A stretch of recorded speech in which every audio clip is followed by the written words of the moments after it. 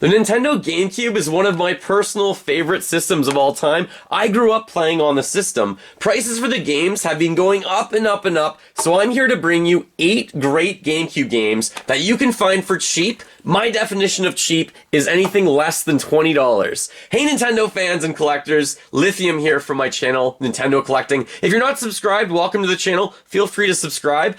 Also, these games, by the way, are in $20 US or less, and they're also all games that are at least a 70 and up if I were to give them a review score. So they're actually really good playable games in my opinion as well. While I go through all of these games, these are just 3 of the 8 that I'm going to talk about in this video. Before I get too far into it though, let me know if you have any suggestions for a cheap, great GameCube game that maybe I should consider getting or other people should consider getting as well. So just let me know in the comments below. First up though, I want to talk about Soul Calibur 2.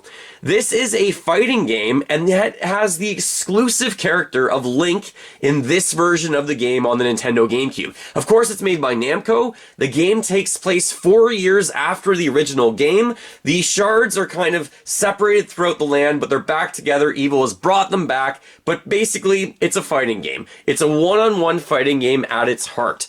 So when I turn this around, you get an idea about this game. Over 15 warriors, more than 10 game modes, which include arcade mode, time attack, survival mode, versus mode, team battle mode. There are several characters that are really nice to see in this game, but mainly, of course, Link. You get to fight as Link using the Master Sword in this game. Transcending history and the world, a tale of souls and swords eternally retold. Really cool. If you're going for this complete in box, by the way, CIB, some people call it. Some people say that's cartridge instruction box. Some people say that's complete in box. You can save some money if you only buy the disc. If you're after the disc only, you can probably find it for somewhere around $12 to $15. If you're just trying to get it with everything, then it's going to be up, obviously, a little bit. So here's the manual. I am so nostalgic for real manuals. I do actually open these up and read them.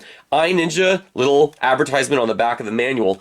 If you're going for it truly complete, there's also a few inserts you should be aware of. This is a Namco registration card, and it has a little iNinja insert right here as well. And then there's the precautionary booklet. So the price point I'm putting at this game is $18. Again, if you look at the eBay completed auctions, that's what I'm using. If you look at buy it now, it's going to be a little bit more expensive. If you hunt for it locally, you might be able to find an even better deal than that. But 20 bucks, that's around the right price, $15 to $20 for this game. If you can find it locally, you're definitely going to save a little bit on shipping. That's my high recommendation. So that's my first game of 8 that I want to talk about. Soul Calibur 2, by the way, is the highest rated game that I'm going to mention throughout this video. This has a 93% on Metacritic, and I would give it in the 90s as well. Fantastic to play, especially if you're interested in fighting games. Okay, next up, I want to talk about SSX on Tour. Kind of switching it up completely from a fighting game. This, of course, is mostly a snowboarding game, but you do have the option of skiing throughout this game as well. This features some Mario characters. So you've got Mario, Peach, and Luigi featured in this game. Kind of really interesting to see SSX combined with Mario characters. You also have all of this kind of white artistic direction on the cover of the box that is used throughout the game in the menus, but not in the gameplay itself. It's kind of a really interesting art design. I appreciate it. It kind of screams like 90s, early 2000s to me in a way.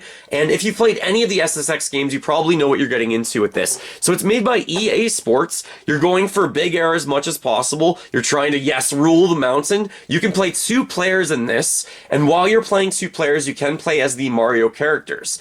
So it is kind of, you create your own character as well when you play through the main part of the game. So it doesn't have a lot of those other characters that you might expect to see from SSX 3. So this game, if you can find it again locally, you're looking to pay a really low price for this. This is around 10 bucks. So only $10 if you can find it for that. It has a Metacritic score of 80. So it's a really solid game overall. If I had to choose between the two of them, between SSX 3 and this one, I might choose this one just because it has the Mario characters, even though I think SSX 3 is probably the better game overall. There's not much that comes with this, so you do have the instruction manual and the disc right there. Again, if you're going disc only, maybe you can find it for $5. So 10 bucks, great price For a really cool GameCube game, considering you get to play as some Mario characters, I'm all for it. I think that's really cool, especially if it got a low A grade. Around 80, basically. The next game I want to bring to your attention is Sonic Heroes. This is a game that is really nostalgic for me as well because I grew up playing Sega Genesis. I grew up with Sonic and Tails and Knuckles. I grew up playing Sonic 2, Sonic and Knuckles, Sonic 3 of course, on the Genesis system. So this one is not as played as Sonic Adventure and Sonic Adventure 2, which are also released on the GameCube, but those games are more than $20. Sonic Heroes has a price point of just less than $20 for auctions, usually around $18. $20 is fine for something like this. There are also Mega compilations, so I think there's the Mega compilation and the Gems compilation of games, but I chose this one for this. So this one has a score of around 70 to 75, I think it has a 72 on Metacritic. You play through not only as Sonic, but you play through as all three of these heroes at once. You play as Sonic, Tails, and Knuckles. Sonic goes fast, Knuckles breaks stuff, and Tails can fly. So when you're playing through the levels, which are really beautifully rendered, you almost go too fast to appreciate them sometimes. B is your homing attack. Usually you make quick work of most enemies, but the boss battles are pretty cool. But not only do you play as this team of heroes, there are others as well. So let me just introduce you to the other teams. There's also Team Dark, Team Chaotix, and Team Rose. You kind of can play through the game 4 times, and it's a little bit different each time. I personally actually really enjoy playing through as Team Dark, just because Shadow the Hedgehog is one of my favorite Sonic characters. I love the way he looks, the way he acts, and the way he glides while he runs. So you can play through a lot of the different levels, obviously, but they're a little bit different every time. For example, Rouge the Bat, she can fly up a little bit faster in some levels than Tails can. So right here it says Sonic has returned with his longtime pal Knuckles and Tails to defeat the evil Dr. Eggman. Through teamwork, this powerful group of heroes, along with 3 other newly formed super teams, must dash past, soar over, and bash through the villainous Eggman's forces. In the fight for world domination, which team will you join? There are some multiplayer battles that you can also play through, but this game is just 2-player if you want to play multiplayer, only up to 2-player. So this is what it looks like for complete in box from my understanding. It does have the instruction booklet, but it also has a insert from Sega themselves. So this just says register online as its own little, look at that Sonic, that looks so cool. From Sonic Adventure, I think that artwork is from. And of course the precautionary booklet as well. If you're getting this just the disc alone, you could probably buy it for like $10 or $12, but complete in box around $18 to $20, and that's why this one is on this list and not Sonic Adventure 1 and 2. Most people know about those a lot anyways, so I wanted to pick some more like unknown gems, and I wanted to guarantee they were below $20. So that is my next pick for this list at number 3, I think it is. The 4th game I would like to introduce is Prince of Persia: The Sands of Time. We're going really cheap for this one. This one you can find for $10 or less complete in box, especially as an auction or if you're patient. This is actually an incredible game. Like, this gets 90s in most review sources. I think Metacritic has this at a 92, and I would probably put it at a 90 to a 95 if I were to give it a review score. Basically, you play through and you have the ability to stop, speed up, slow down time, run up walls. It's an incredibly interesting playthrough that I really recommend. Not only that, you can actually connect this to your Game Boy Advance as well via the Game Boy Link cable, which is just another dimension that makes this game kind of really spectacular. Just on the back of this, let me just read you this little blurb that's on here. Deceived by the treacherous vizier, I'm probably pronouncing that name wrong, I was led to unleash the Sands of Time curse upon the Sultan's kingdom. With little but an ancient dagger and a devious princess to aid me, I must undo my fatal mistake. Mine is a fight for survival, not glory. Just as a little bit of a taste of this game. Like I mentioned, this does have the Game Boy Advance compatible cable. I think it says here, connect to get a little bit more exclusive content. It's not a lot, but it's definitely worth the look if you have that ability to do so. So the first time you play through this and you're slowing down time and everything, you feel so cool doing it. It's definitely worthwhile. So inside here, of course, we have the instruction manual. We also have the precautionary booklet. I don't think there was any other inserts. Let me know if there were, because this is all my version came with. Again, $10. If you can find this complete, that's a great deal. You might be able to go a little bit less than that. Like, I picked this up for $5 at some point, I think. So that was an even better deal than I thought. 92 on Metacritic. Can't recommend this enough. Definitely try this out. A lot of people skip over this game for some reason. I think it's great. I think you should try it. Ubisoft did a really good job with this. And if you like this game, there's 2 more, I think, on the GameCube. I think there's The Warrior Within and The Two Thrones. So you have more to play if you really enjoy this one. There's kind of, I think, at least the trilogy. 3 games, I think, on the Nintendo GameCube. Let's add Prince of Persia: The Sands of Time right over here, and let's get to our 5th game. Now, this one's a little bit more well-known, probably, because it's made by Nintendo, but it only goes for around $12. So you can probably find this complete in box for $12 at auctions. This one is a racing game, of course. You can play it up to 4 players. There was a prequel to it on the N64 that I really enjoy as well. So while you're playing through this game, the environments will change. There'll be lightning strikes, trees will fall down, there's whales in the background and everything. This adds a turbo button, which makes the game to me a little bit more interesting than the N64 version. You face off, I think there's 8 characters in one race, but there is at least 4 different circuits for you to go through, and the multiplayer mode, as I was saying. So this is a lot of fun. Yeah, 4 players right there. It will use up some memory card blocks. Man, that's nostalgic. Remember when you had to have memory cards to save your games? That was so cool. So here it says, challenge up to 3 of your friends as you hit the water and try to make them eat your wake. You obviously have to sometimes go through different kind of targets that you're trying to navigate through, and you have your turbo to use as well. So in here, you do have the instruction manual. You also have a subscribe to Nintendo Power insert.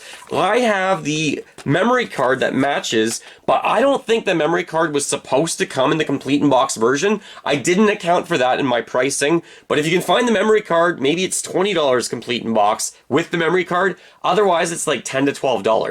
Disc only, maybe $7. So definitely a really inexpensive game. This one is probably right at an 80. I actually think on Metacritic it is at an 80 overall.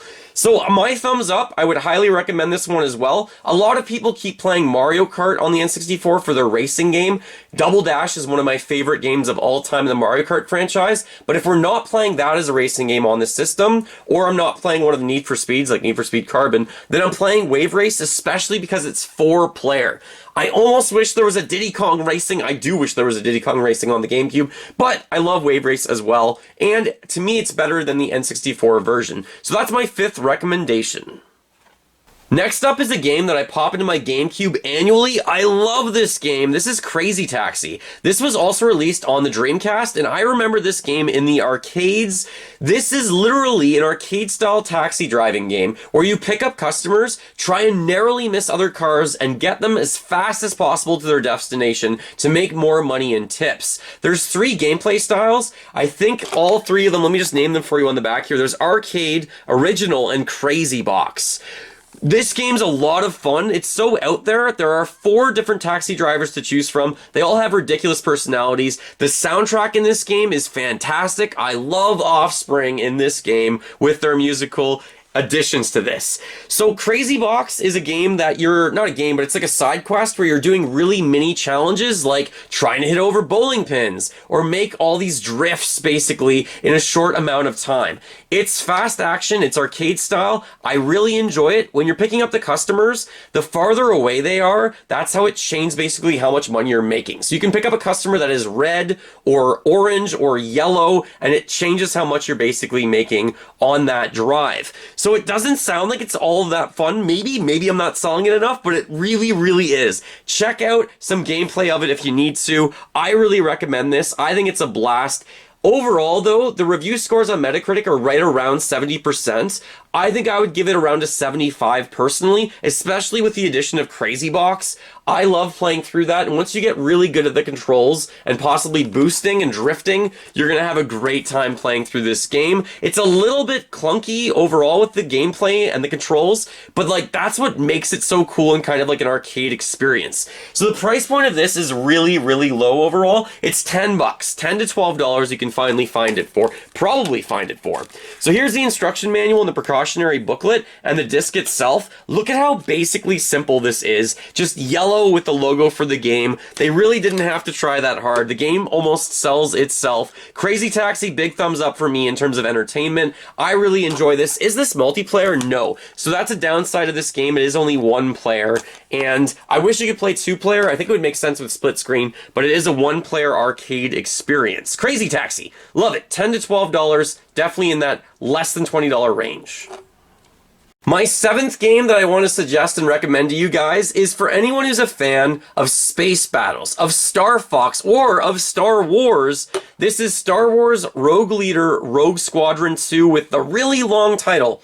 LucasArts did a tremendous job with these games. There's one on the N64, there's a few of them on the GameCube. This one you can probably find for around $15. The reason why I like this one so much, it has Wedge as a voice actor from the Star Wars movies in this game. You can either play as Wedge or Luke Skywalker. There's 11 different locations from the movies, including like fighting an AT-AT while you're on Hoth, or the Death Star trench run. So it's such a fun experience. I really enjoy it. It is only one player, but honestly, if you're looking for some sort of fix because you really like Star Fox games or Star Wars games, this is truly a great experience. It really does feel like you're in the movies with this game. Now, complete in box for me, I just have the instructions in the precautionary booklet and the disc. Let me know if there's any other inserts that I should have with my version of this. Disc only, around $10. Complete in box, I think around $15 for this. You're probably doing really well if you can find it for around $15. Can't recommend this one enough. I really like Star Fox games, and I also really like the Rogue Leader Rogue Squadron 2 game on the Nintendo GameCube. And lastly, the 8th great cheap GameCube game under $20 is Tony Hawk's Pro Skater 4. This is my personal favorite Tony Hawk game, this and Tony Hawk 2. I like this one on the GameCube more than Tony Hawk 3, mostly because of the characters, the locations. I really like the fact that you can go to Alcatraz, San Francisco, Kona, the zoo. Love those locations. Also, the manuals in this game are unreal, where you're standing in the same spot performing tricks. I really like the characters of Burnquist, of course, Muska, Mullen, you got LASIK. You also, of course, have the iconic Tony Hawk. This game actually goes for really cheap. You can probably find it for only $10 for this, and I prefer the Tony Hawk games before you could get off your board in Tony Hawk's Underground and I think American Wasteland. I actually like this game a little bit more. It's a little bit simpler. It's the perfect game to play with a friend 2-player, or to kind of switch off the controller as you try and complete the over 200 missions in this game. So on the back here, you have a little bit of a look of what this is all about. Once you kind of beat the game, it says right here, of course, by the way, new multiplayer modes, yes. 14 of the world's top pros, yes.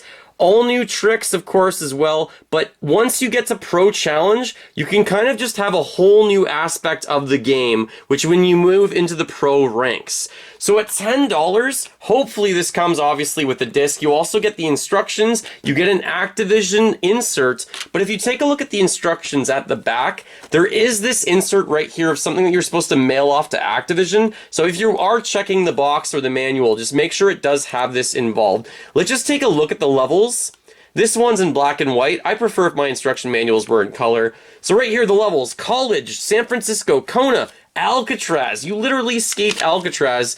Shipyard, London, and the zoo. So cool. Love the Tony Hawk games and trying to get high scores. And the Tony Hawk games were being remade actually as well. I think you got Tony Hawk 1 and 2 remade in HD. But I really do love Tony Hawk 4. Tony Hawk's Pro Skater 4, or I'm playing Tony Hawk's Pro Skater 2. I actually just played through most of them on the N64 with my buddy Jordan, but I really want to play through this one obviously next because it's just so iconic, and I love the Tony Hawk games, especially back then. They were so good, and then they kind of got off the rails, so to speak, and went a little bit crazier. So if you can find this for $10, that's about the right price. Metacritic has this at a 91. I would agree. I would probably put this game in the 90s. They were just hitting home run after home run with Tony Hawk 2, 3, and 4 in my opinion. Even Tony Hawk 1 deserves a lot of love as well. Here you have my 8 great GameCube games for cheap. All of them are under 20 US dollars. Actually, if you were following my prices for these, if you were to buy all of these, the total would just be over $100. Maybe you'll get really lucky one day and you'll find all of them in a bundle for exactly $100. The prices of these will likely go up over time. Who knows? It's always a huge risk. But if you want to check out my GameCube $100 starter guide, I'll put a link in the top right hand corner to it as a card. Those prices in the videos are very outlandishly low for a year like 2021 when prices keep going up over time. Will these ones keep going up? Only time will tell. I predict most of them will. Some of them are on several platforms, which might keep them at a lower price point, but honestly, the days of finding like $5 good GameCube games are probably gone, so I had to up this to roughly $15 to $20 on average. But the good news is every single one of these has a score of probably over 70, and a lot of them are actually in the 80s or 90s, so they're really good games also. If you're new to the channel, welcome, feel free to subscribe. I posted a room tour of my entire Nintendo collection. It's almost 4 hours long. It's insane. So again, I'll put that as a card in the top right hand corner. Thank you so much for watching, everyone. A big thank you to my patrons. I really love you guys. You guys are so supportive. Thank you so much for helping me out every single month so I can keep bringing you some great content, I hope. Thanks again for watching. Keep smiling while gaming. Go collect them all. Stay awesome, my friends.